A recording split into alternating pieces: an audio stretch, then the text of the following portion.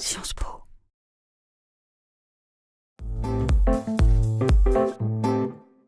Je pense qu'il y avait un sentiment très fort en moi du fait que la crise de la démocratie aujourd'hui est une crise de la représentation et que ce problème de la crise de la représentation est lié au poids croissant que joue l'argent privé aujourd'hui dans le jeu démocratique. On voit un peu partout la montée des populismes et finalement ce sentiment de crise de dépossession de la part de la majorité des citoyens les pousse soit à ne plus voter, soit à se tourner vers des partis extrêmes, soit d'extrême droite, soit d'extrême gauche. Et moi, je pense qu'on peut avoir une sortie vers le haut, finalement, pour mettre fin à cette crise de la démocratie et redéfinir demain la démocratie comme une personne égale une voix. La première conclusion de mon livre, c'est que la démocratie a un coût. Il faut financer les partis politiques, il faut financer les campagnes électorales.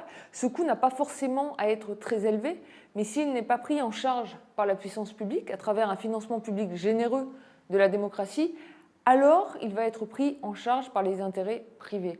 Or, ce que l'on constate au cours des dernières années, aux États-Unis, en Italie par exemple, c'est un effondrement des systèmes de financement public de la démocratie et une capture croissante du jeu électoral par l'argent privé.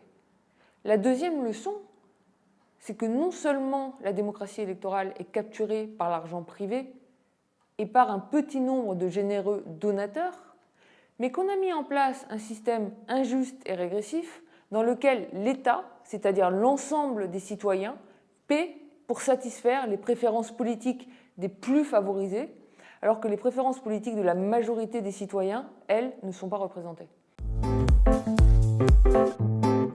Tout le travail au départ a consisté à collecter énormément de données, d'une part sur les financements publics et les financements privés de la démocratie un peu partout dans le monde. Dans le livre, je couvre plus de 10 pays en Europe, en Amérique du Nord, un peu au Brésil, marginalement en Inde.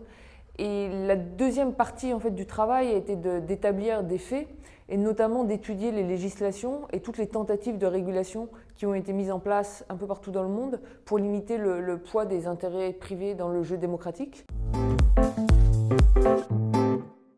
L'idée est d'en tirer les leçons, de tirer les leçons de l'histoire pour proposer des solutions aujourd'hui à mettre en œuvre pour mettre fin à la crise de la représentation.